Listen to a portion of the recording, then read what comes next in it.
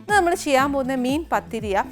പത്തിരി സാധാരണഗതിയിൽ പത്തിരി നമ്മൾ കേൾക്കുമ്പോൾ സാധാ എന്നിട്ട് നമ്മൾ എന്നാ പറയുക, അരിപ്പൊടിയിലുണ്ടാക്കി ചപ്പാത്തി പോലെ ചെറുതായിട്ട് സോഫ്റ്റ് പത്തിരി അല്ലേ.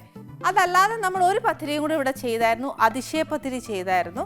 ഇനി ഇവിടെ ചെയ്യാൻ പോകുന്നത്, ഇപ്പോൾ ഇതൊന്നും അല്ല ഇവിടെ ചെയ്യുന്നത്, ഇന്നിവിടെ ചെയ്യാൻ പോകുന്നത് ഒരു മീൻ പത്തിരിയാണ് ഇവിടെ ചെയ്യാൻ പോകുന്നത്. അതിന് വേണ്ടിയ കാര്യങ്ങൾ എന്നാന്ന് വെച്ചാൽ, ഫസ്റ്റ് നമ്മളിത് ചെയ്യാൻ പോകുന്നത് വെളിച്ചെണ്ണയിലാണ്. പിന്നെ ഇത് കുറച്ച് അരിപ്പൊടിയാണ്, വറുത്ത അരിപ്പൊടി ചൂടുവെള്ളത്തിൽ ഉപ്പിട്ട് കുഴച്ച് വെച്ചേക്കുക. പിന്നെ വേണ്ടിയ കുറച്ച് മഞ്ഞൾപ്പൊടി, കുറച്ച് കുരുമുളക് പൊടി. ഇതിപ്പോൾ മീൻ എടുത്തേക്കുന്ന നെമ്മീനാന്നു. നെമ്മീനകത്ത് എന്നാ ചേർത്തേക്കുന്നതെന്ന് അറിയാവോ? ഇച്ചിരി മഞ്ഞൾപ്പൊടി, കുറച്ച് കുരുമുളക് പൊടി, ഇച്ചിരി ഉപ്പ്, ഇത്രയും പെരട്ടി എടുത്തേച്ച് ഒരു ഷാലോ ഫ്രൈ ആക്കി വെച്ചേക്കുക. നെക്സ്റ്റ് വേണ്ടിയത് കുറച്ച് സവാള, ഒരു 2 സവാള കുഞ്ഞായിട്ട് അരിഞ്ഞത്, ഇഞ്ചിയും വെളുത്തുള്ളിയുടെയും പേസ്റ്റ്, കുറച്ച് പച്ചമുളക് അരിഞ്ഞതാണ്. പിന്നെ വേണ്ടിയത് കുറച്ച് പെരിഞ്ചീരകം പൊടിച്ചത്, ഇച്ചിരി തക്കാളി കുഞ്ഞായിട്ട് അരിഞ്ഞതാ, മല്ലിയില, കുറച്ച് ഉപ്പ്, കുറച്ച് നെയ്യ്, ഒത്തിരി വേണ്ട, പിന്നെ എൻ്റെ ഫേവറേറ്റ് കറിവേപ്പില. ഫസ്റ്റ് ഈ പറഞ്ഞ പോലെ പാൻ ചൂടായതിന് ശേഷം എന്നാ ചെയ്യണ്ടേ, നമ്മൾ ആദ്യം കൂട്ടുണ്ടാക്കണം. കൂട്ടെന്ന് പറയുമ്പോൾ ഇതിനകത്ത് ഒരു ഓപ്ഷനും കൂടെ ഞാൻ തരാം. കൂട്ടിന് മുന്നേ ആയിട്ട് പറയുക, നമ്മളിപ്പോൾ അരിപ്പൊടി ഈ പറഞ്ഞ പോലെ ഉപ്പും ഇടിയപ്പത്തിന് കുഴയ്ക്കുകയല്ലേ എന്ന് പറഞ്ഞ പോലെ ഇപ്പോൾ കുഴച്ച് വെച്ചേക്കുക. ഈ കുഴച്ച് വെക്കുന്നതിൻ്റെ കൂട്ടത്തിൽ കുറച്ച് തേങ്ങായും കൂടി ഇട്ട് കുഴയ്ക്കുവാണെങ്കിൽ ഇച്ചിരി കൂടി നല്ല ടേസ്റ്റാണ്. തേങ്ങായും ജീരകവും കൂടെ ചേർത്ത് അതൊന്ന് കുഴച്ച് വെക്കുവാന്നേൽ നല്ല ടേസ്റ്റാണ്. തേങ്ങയും ജീരകവും സാധാരണ ഇടിയപ്പത്തിൽ ചേർക്കാറില്ല. കാര്യം വെച്ചാൽ നമ്മൾ അച്ചിൽ വെച്ച് പിഴിയുമ്പോൾ അത് പോരുകയില്ല, അതുകൊണ്ട് നമ്മളത് ചേർക്കാത്തത്. പക്ഷേ പത്തിരി, ഒരട്ടി ഇതിനൊക്കെ നമ്മളത് ചെയ്യാറുണ്ട്. പത്തിരി തന്നെ തിന്നണം. പത്തിരി ശരിക്കും മറ്റേ സോഫ്റ്റ് പത്തിരിയാണ്, പക്ഷെ ഇത് മീൻ പത്തിരി ആയതുകൊണ്ട് കുറച്ചുകൂടി ടേസ്റ്റ് വരാൻ വേണ്ടി തേങ്ങായും ജീരകവും കൂടെ ചേർക്കുവാന്നേലും ഉണ്ടല്ലോ ഇച്ചിരി നല്ല ടേസ്റ്റാണ്. പക്ഷേ ഞാൻ പറയുന്നത് ഇപ്പോൾ ഇതെല്ലാം നെയ്യും എല്ലാം ഉള്ളതല്ലേ, അപ്പോൾ ഇത്രയും മതി. ഇതിന് സ്വാദ് കൂട്ടാൻ വേണ്ടി ഞാൻ പറയുക, ഒരു തേങ്ങയും ജീരകവും കൂടെ ചേർത്തോളൂ, നല്ലതാണ്.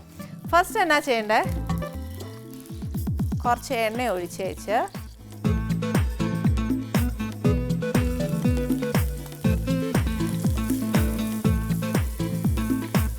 ഉള്ളി ഇട്ട് കഴിഞ്ഞാൽ ഇതിനകത്തോട്ട് തന്നെ ഇഞ്ചിയും വെളുത്തുള്ളിയുടെയും പേസ്റ്റ് ഒരു 3/4 ടീസ്പൂണോളം ഇട്ടേച്ചാൽ മതി, അത് കൂടുതൽ വേണ്ട. എന്ന് വെച്ചാൽ അത് നല്ലോണം ഒന്ന് മൂക്കുകയും വേണം. ഇതിൻ്റെ കൂട്ടത്തിൽ തന്നെ മൂക്കാനുള്ളതാ ബാക്കി ഇൻഗ്രീഡിയൻസ് എല്ലാം. അതായത് നമുക്ക് എരിവ് കണക്കാക്കണം. തക്കാളി മാത്രം ഇപ്പം ഇടരുത്. പച്ചമുളകും അതേപോലെ ഒരു 2 ടീസ്പൂൺ എന്നൊക്കെ പറഞ്ഞാൽ ഒക്കുകയില്ല. എരിവ് കണക്കാക്കി നമുക്ക് എത്ര വേണ്ടതെന്ന് വെച്ചാൽ ചേർക്കുക. പിന്നെ ഈ പറഞ്ഞ പോലെ മീൻ എന്തോരോ നമ്മുടെ കയ്യിലുണ്ടെന്നുള്ളത് അറിയാൻ മേല, അതനുസരിച്ചുള്ള ചേർക്കുക. ഇപ്പോൾ ഒരു 2, 3, 4 പച്ചമുളക്. അന്നേച്ച് ഇത് നല്ലോണം മൂപ്പിക്കണമെന്ന് ചോദിച്ചാൽ ഈ പറഞ്ഞ പോലെ ഞാൻ എപ്പോഴും പറയുകയല്ലേ, ബ്രൗൺ ആവണമെന്ന് ആക്കണ്ട. എന്നാന്നോ ആ മീൻ സവാള ഉണ്ടല്ലോ ഒരു ഇച്ചിരി ഒന്ന് വെന്താൽ മതി. ബ്രൗൺ ആയി കഴിഞ്ഞ് കഴിഞ്ഞാൽ പിന്നെ അതിന് കൂട്ട് കാണുകയില്ല, കൂട്ട് വേണം. അതുകൊണ്ട് തന്നെ സവാള ഒന്ന് ചീത്താവാനും പാടില്ല. പക്ഷേ കുറേ നേരം ഇരിക്കുമ്പോൾ ചീത്താവും നമ്മൾ മൂപ്പിക്കാതിരുന്ന. അതുകൊണ്ട് അത് ആ ഒരു മൂപ്പ് വരികയും വേണം. അറ്റ് ദ സെയിം ടൈം നമ്മുടെ പത്തിരി ഇച്ചിരി നേരം ഇരിക്കും, രാവിലെ ഉണ്ടാക്കി വെച്ച് വൈകുന്നേരം വരെ ഒന്ന് കഴിക്കാൻ കൊടുക്കാനാണെങ്കിൽ ചീത്തയാവാതിരിക്കുകയും വേണം. അത് നമ്മൾ ചേർക്കുന്ന എല്ലാ ഇൻഗ്രീഡിയൻറ്റും എന്നാ ചെയ്യണമെന്നറിയോ, വേവണം. വെന്ത് അതിനകത്തെ ആ വെള്ളത്തിൻ്റെ കണ്ടൻറ്റൊക്കെ പോയാലേ ഇച്ചിരി നേരം അത് നമുക്ക് ഇരിക്കാനൊക്കത്തുള്ളൂ, അല്ലെങ്കിൽ പെട്ടെന്ന് അങ്ങ് ചീത്തായി പോകും.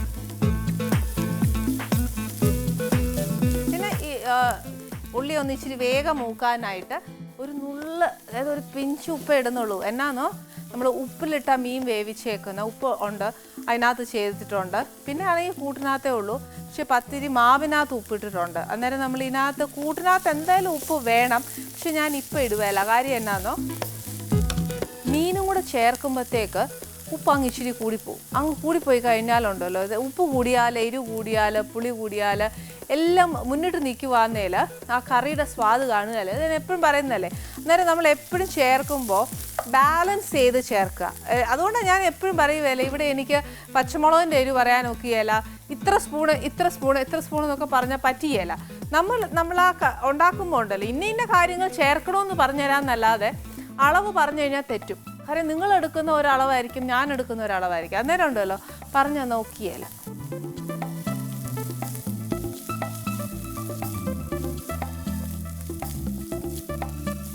തക്കാളി ഒക്കെ ആന്നേലും അത് ഒരു ഇച്ചിരി അങ്ങനെ കിടക്കുന്ന കാണാനാന്നല്ല, എന്നാലേ അതിനൊരു കൂട്ടുണ്ടാവത്തുള്ളൂ, ഇല്ല കൂട്ട് കാണുകയില്ല.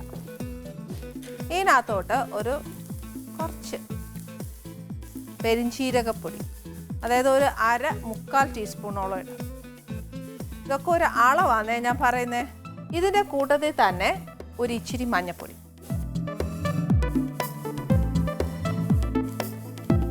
മീനിനകത്ത് മഞ്ഞൾപ്പൊടി ചേർത്തിട്ടുണ്ട്, അപ്പോൾ അതനുസരിച്ച് ചേർക്കാവുള്ളൂ. പിന്നെ ഒരു ഇച്ചിരി കുരുമുളക് പൊടിയും ഇതേപോലെ മീനിനകത്ത് ചേർത്തിട്ടുണ്ട്. അപ്പോൾ ഇതെല്ലാം നോക്കിയേച്ച് വേണം ചേർക്കാനായിട്ട്. ഇഞ്ചിയും വെളുത്തുള്ളി സവാള പച്ചമുളക് എല്ലാം എണ്ണയിൽ ഇട്ട് കഴിഞ്ഞാൽ അത് മൂക്കുമ്പോഴത്തേക്ക് ഒരു മണമുണ്ട്. പിന്നെ നമ്മുടെ കറിവേപ്പില ഇട്ടില്ല എന്നുണ്ടെങ്കിൽ ആ കറിക്ക് ഒരു രുചിയും കാണുകയില്ലെന്നാണ് ഞാൻ പറയുന്നത്. കാര്യം വെച്ചാൽ ആ ഒരു ചൂട് എണ്ണയിലോട്ട് കറിവേപ്പില വീഴുമ്പോൾ ഉണ്ടാകുന്ന ഒരു മണമുണ്ടല്ലോ, അത് ഞാൻ പറഞ്ഞാൽ പറ്റിയല്ല. ഇനി ഇതിനകത്തോട്ട് അധികം വേണ്ടാന്ന് ഞാൻ പറഞ്ഞേ, ഇതിനകത്തോട്ട് ഒരു ഇച്ചിരി ടൊമാറ്റോ. ഇത്രയും കൂട്ടിന് ഞാൻ ഒരു നുള്ളുപ്പാണ് ഇട്ടേ, അത്രയും പോരാന്നറിയാമല്ലോ.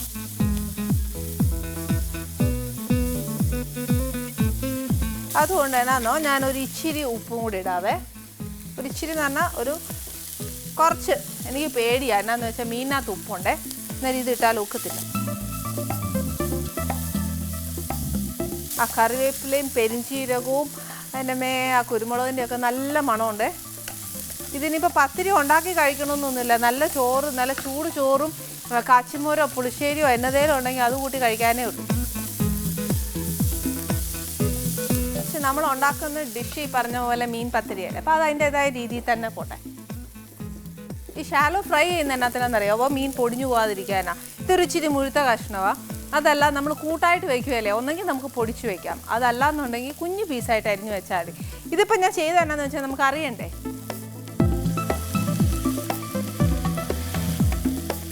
മാത്രമല്ല നമ്മൾ പത്തിരി എടുത്ത് കഴിക്കുമ്പോഴത്തേക്ക് ആ മീനൊന്ന് കഴിക്കാനായിട്ട് കിട്ടുകയും ചെയ്യും. മറ്റേ ആണെങ്കിൽ കട്ട്ലേറ്റിനൊക്കെ ചെയ്യുന്ന പോലെ അങ്ങ് ഉടഞ്ഞു പോയാൽ കൊള്ളുകയില്ല. ഇല്ലെന്നുണ്ടെങ്കിൽ ആദ്യമേ കുഞ്ഞു പീസായിട്ട് അരിഞ്ഞേച്ച് ഒന്ന് നമ്മൾ ഈ പനീറൊക്കെ വറുത്തെടുക്കുകയല്ലേ എന്ന് പറഞ്ഞ കൂട്ട് ഒന്ന് വറുത്തെടുക്കുവാണെങ്കിൽ കുറച്ചുകൂടെ നല്ല ടേസ്റ്റാണ്. ഇതിപ്പോൾ ഞാൻ ഷാലോ ഫ്രൈ ചെയ്യാനുള്ള ഒരു കാര്യവും കൂടെ പറഞ്ഞുതരാം. മീനിൻ്റെ ഒരു സത്ത് ഇറങ്ങണമല്ലോ, എന്നാലേ ആ കൂട്ടിനകത്തും കൂടെ ആ മീനിൻ്റെ ടേസ്റ്റ് വരത്തുള്ളൂ. അതിനാണ് ഒരു ഷാലോ ഫ്രൈ. ഇനി കുറച്ച് സമയം നമുക്കിതൊന്ന് അടച്ചിടാം. വെള്ളം ഒന്നും ഒഴിക്കണ്ട, കുറച്ച് സമയം.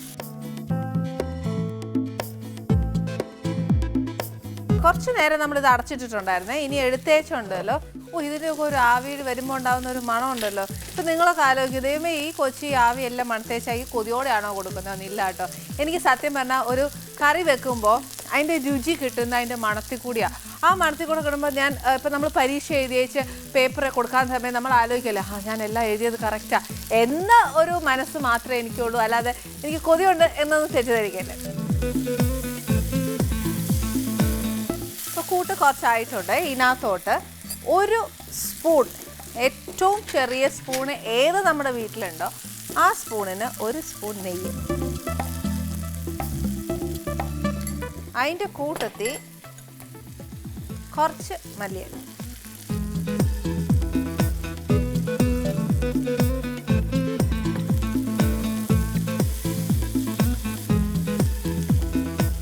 ഇനി ഇതിനിട്ട് ഒരുപാട് ജോലിയൊന്നും ചെയ്യണ്ട, ഇതിനെ അങ്ങ് ഓഫ് ചെയ്താൽ മതി. നെക്സ്റ്റ് അടുപ്പ് കത്തിക്കേണ്ട എന്നാന്നറിയോ, നമ്മുടെ അപ്പച്ചെമ്പ് ചൂടാക്കാനാ.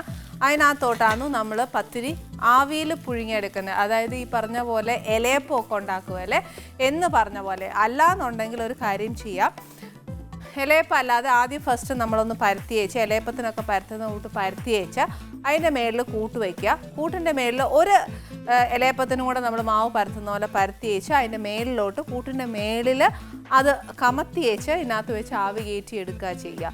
അതല്ല ഇലയപ്പം പോലെ കുഞ്ഞും സോഫ്റ്റുമായിട്ട് ചെയ്യാനാണെങ്കിൽ ഒറ്റ ഇലയിൽ ഇലയപ്പം പോലെ മടക്കി എടുത്ത് വെച്ചാൽ മതി. ഇപ്പം നമ്മൾ എന്നാ ചെയ്യേണ്ടതെന്ന് വെച്ചാൽ, ഒരു വാട്ടിയ ഇല വേണ്ട, അല്ലാതെ ഒരു ഇല മതി. ഇതിനകത്തോട്ട് ഒന്നെങ്കിൽ നമുക്ക് ഈ പറഞ്ഞ പോലെ നെയ്യ് തൂത്തേച്ച് ചെയ്യാം, അതല്ല എന്നുണ്ടെങ്കിൽ ഒരു കാര്യം ചെയ്താൽ മതി, എണ്ണ തൂത്തേച്ച് ചെയ്യാം. നെയ്യാകുമ്പോൾ കുറച്ചുകൂടെ നല്ല മണവും രുചിയും വരും. എണ്ണയാണെങ്കിലും രുചിക്കുറവൊന്നും വരികയില്ല. പക്ഷേ ഇലയപ്പം എന്നൊക്കെ പറയുമ്പോഴത്തേക്ക്, പത്തിരി എന്നൊക്കെ പറയുമ്പം ഏറ്റവും കൂടുതൽ മലബാർ സൈഡിൽ ഏറ്റവും കൂടുതൽ ഉപയോഗിക്കുന്നതും നെയ്യാണ്. അപ്പോൾ അതുകൊണ്ട് ആ ടേസ്റ്റ് നമ്മളായിട്ട് കളയണ്ട.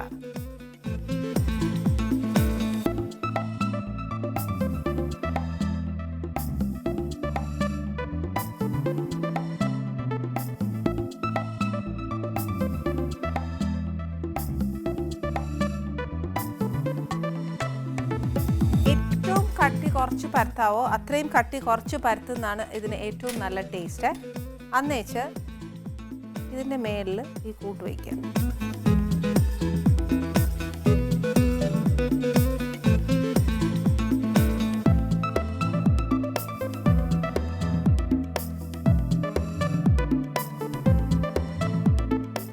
ഒന്നെങ്കിൽ ഇങ്ങനെ ചെയ്യാം, അല്ലെന്നുണ്ടെങ്കിൽ സെയിം ഇതേപോലെ ഒരു പത്തിരി ഉണ്ടാക്കിയിട്ട് നിറച്ച് ഫുൾ പത്തിരിക്കകത്ത് ഫുള്ളും കൂട്ട് വെച്ചേച്ച് വേറൊരു പത്തിരി വെച്ച് മേളിലോട്ട് ഇട്ടേച്ച് ആവി കയറ്റിയെടുത്താലും മതി. എങ്ങനെയാണ് ഇഷ്ടം. പക്ഷേ ഇങ്ങനെ കഴിക്കുമ്പോൾ ഒരു ഹെവിനെസ് തോന്നത്തില്ല.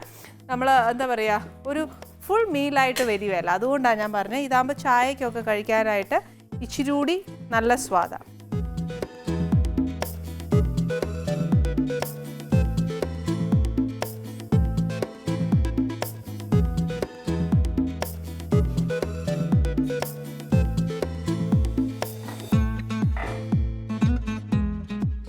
നമ്മൾ ഈ ഇലയപ്പം അങ്ങനത്തെ സാധനങ്ങളൊക്കെ നമ്മൾ വേവാൻ വെച്ചാൽ അത് വെന്തു എന്ന് മനസ്സിലാക്കുന്നത് എങ്ങനെയാണെന്ന് വെച്ചാൽ, ഈ ഇലയിൽ നിന്ന് നമ്മൾ ഇങ്ങനെ നോക്കുമ്പോൾ ഈ ഇലയിൽ നിന്ന് ഈ മാവ് ഇങ്ങനെ വിട്ടുവരും.